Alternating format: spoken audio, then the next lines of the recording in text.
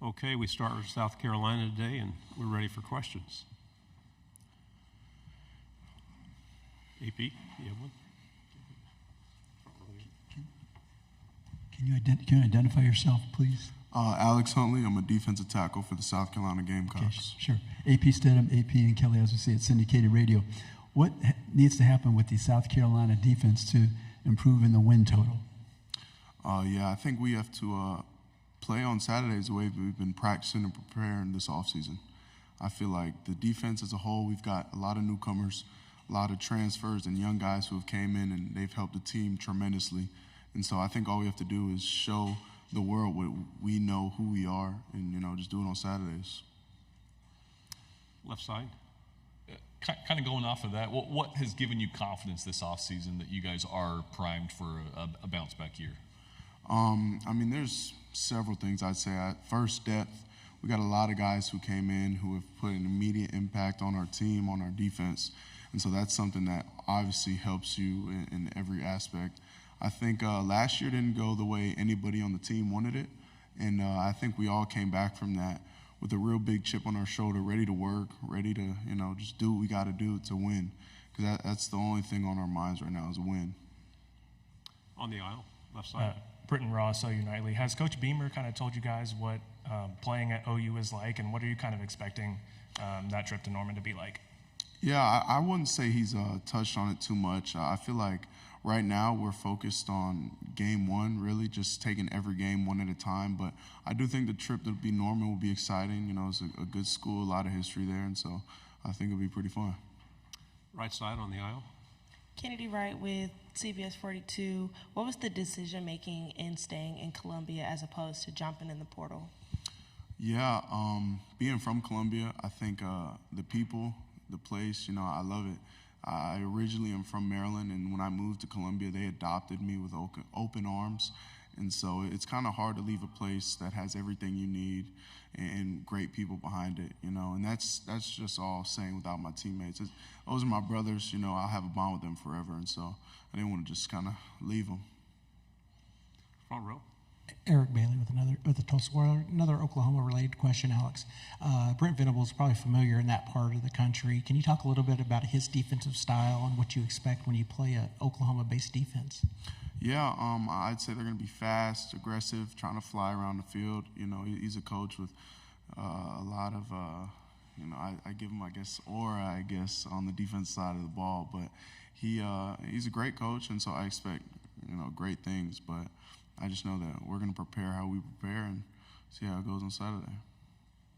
On the aisle, right. Dan Pack, ESPN 106.7 in Auburn. Origins of the nickname Boogie. Yeah. Before I could even remember, I know I used to crawl really fast, and my brother said, "Look at him, Boogie."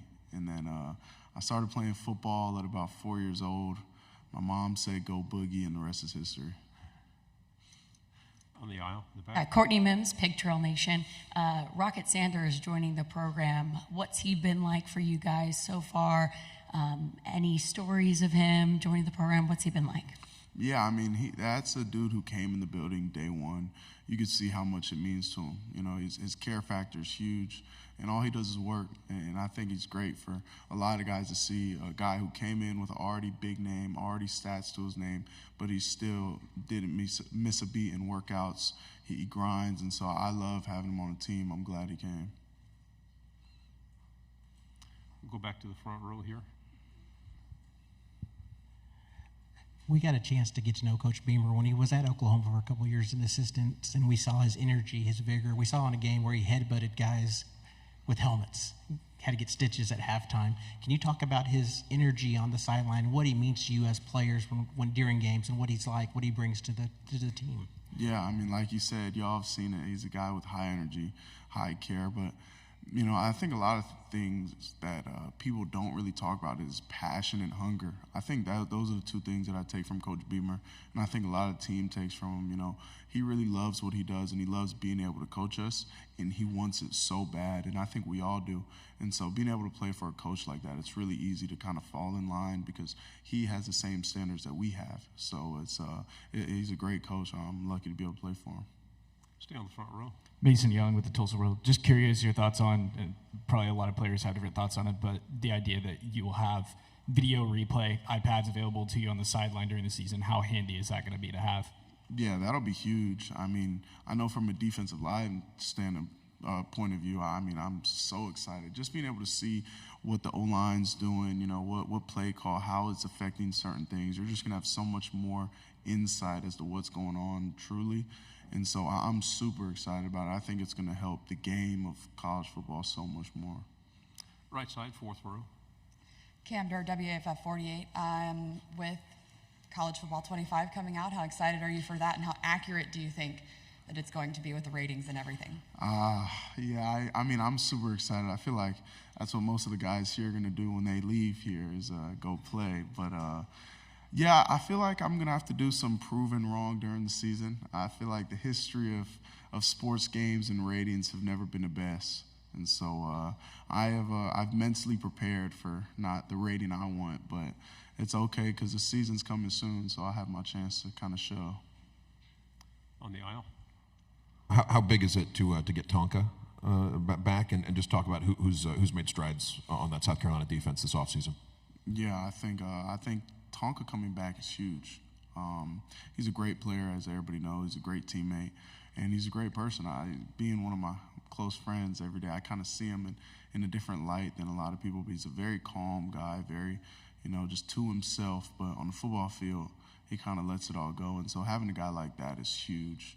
And we have so many guys on defense who are either new additions, who have just bettered themselves in this offseason. I think it's going to be really cool to see how many guys are playing, and it's going to be a lot because I keep getting questions about the defense a lot, and rightfully so, because what we're going to do this year is going to be very big. So just about every position has a guy who you might not have heard of, but you'll see this year.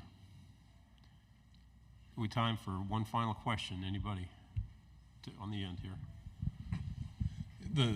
With Texas and Oklahoma coming in, the schedules kind of change around, but you guys still play Texas A&M this year. Just kind of your thoughts on playing the Aggies every year and what kind of team they are when you've played them. Yeah, Texas A&M is one of those teams where every time you play them, it's going to be a battle. It's going to be a fourth quarter game, and that's how most teams are in the SEC. It's the most competitive conference, and that's just how the SEC is. And so it's always been fun being able to play these good teams. If you want to be the best, you have to be the best. And so that's how everybody on the team feels. We want our shot. We want a shot at the title. And so whatever we have to do, whoever we have to play, we'll do that, and we'll show up on Saturday. Alex, thank you very much. Good job. Thank you.